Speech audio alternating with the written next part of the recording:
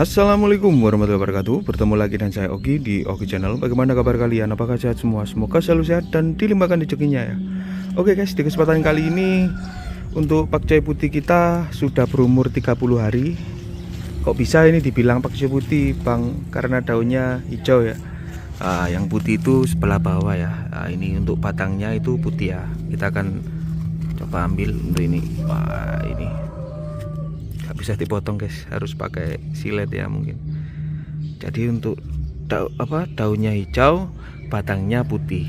Jadi ada 3 jenis pakchoy putih, ada 4 ya, mohon maaf, ada naibi, pakchoy putih, pakchoy merah, dan pakchoy hijau. Yang ini pakchoy putih ya guys. Jadi kayak gitu. Untuk penanaman kali ini kita menggunakan bambu yang kita potong menjadi 2. Jadi ini bambu guys, yang kita potong menjadi 2, hanya itu saja. Untuk tatakan sebelah bawah ini pakai kayu. Jadinya kayak gini.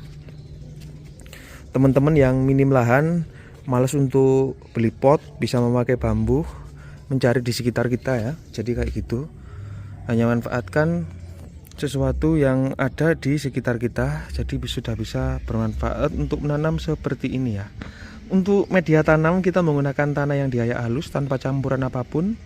Untuk pupuknya menggunakan NPK 16 2 sendok makan plus 5 liter air, dipupuk setiap 3 hari sekali, dan hasilnya di umur 30 hari seperti ini ya. Wih, sangat cantik sekali ya. Untuk sawi jenis ini daunnya sangat lebar guys, dikarenakan diameter bambunya ini kecil ya, jadi akar sudah tidak bisa berkembang lagi. Jadi ini sebenarnya masih bisa besar lagi guys. Misal kita menanam di lahan ya, semisal kita menanam di lahan, ini kan lahan terbatas, kita menggunakan pot yang sangat terbatas. Ukurannya cuma berapa senti ini, mungkin sekitar 4 sentian. Jadi kayak gitu. Jadi kalau semisal hanya sekedar menanam di lahan sempit, kita sudah bisa menghasilkan sawi pakchoy putih sebesar ini ya. Sangat cantik sekali.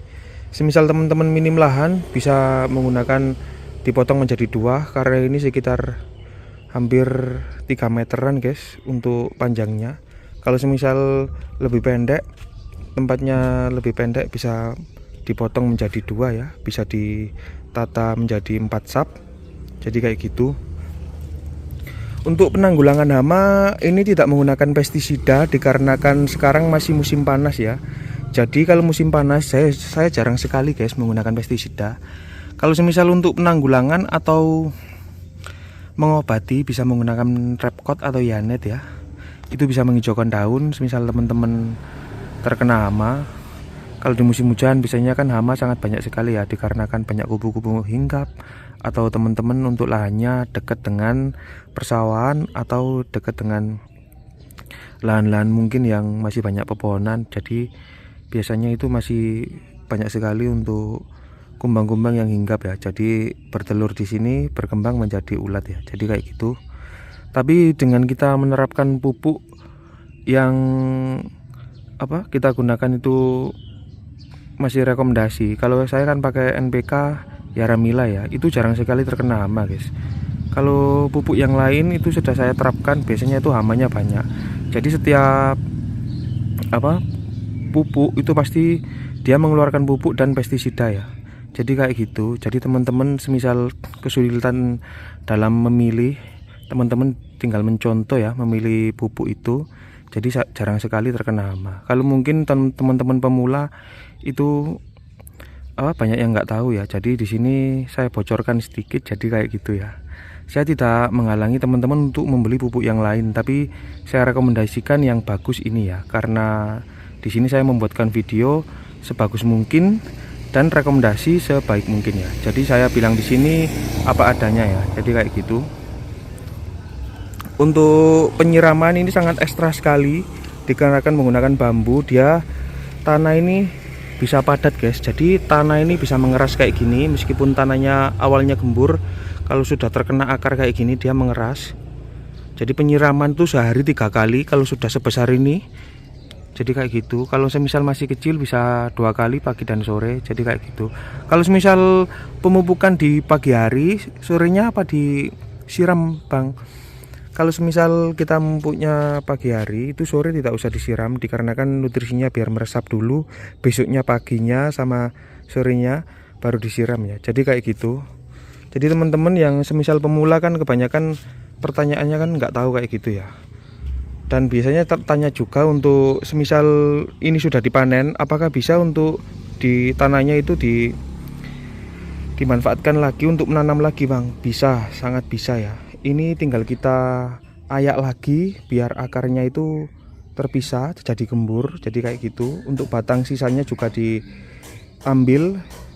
Sebenarnya bisa buat pupuk guys, tapi dia menghambat untuk penggemburan, jadi kita ambil saja. Jadi kayak gitu.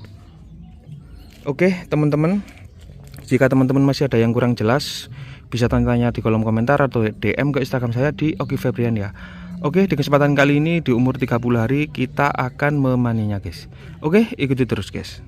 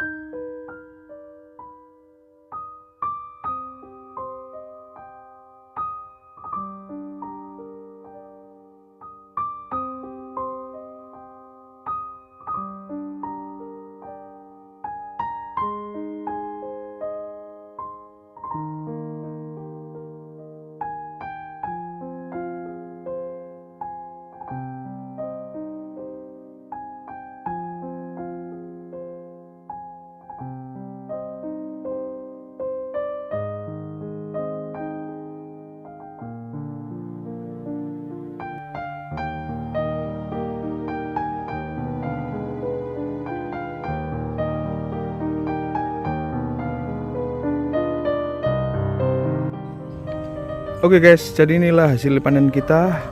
Wih, cukup lumayan ya, meskipun lahan kita sempit, kita masih bisa menghasilkan sayur sendiri di rumah ya. Sebesar ini untuk sayurnya, dan sebanyak ini nanti bisa kita konsumsi dan kita bagikan ya. Oke, saya akan bahas untuk pengolahan media tanam yang sudah sisa ini. Jadi ini sangat keras sekali ya, jadi kayak gini, ini sangat keras guys. Ini sangat wajib untuk diayak halus lagi ya. Jadi karena ini medianya kecil, cuma satu jari kayak gini. Ini jadi sini ini padat ya. Jadi padat, mengemburkannya dengan cara diayak lagi. Ini sudah bisa ditanami lagi tanpa campuran apapun ya. Jadi teman-teman tidak usah kesulitan di sini. Jadi tinggal mengayak halus saja. Untuk bambunya dibersihkan lagi, sudah bisa ditanami lagi ya. Di sini saya mengajari sangat mudah sekali bagi teman-teman yang sudah mengikuti saya lama atau teman-teman para pemula. Jadi kayak gitu ya. Di sini kita tidak mempersulit. Untuk pupuk tinggal beli di toko pertanian atau bisa beli online, nanti akan saya selipkan di video ya. Untuk pestisida, pupuk. Jadi kayak gitu. Oke teman-teman, jika masih ada yang tanyakan bisa tanya-tanya di kolom komentar atau DM ke Instagram saya di Oki Febrian ya. Oke, di kesempatan kali ini saya akan mengakhirinya. Wassalamualaikum warahmatullahi wabarakatuh.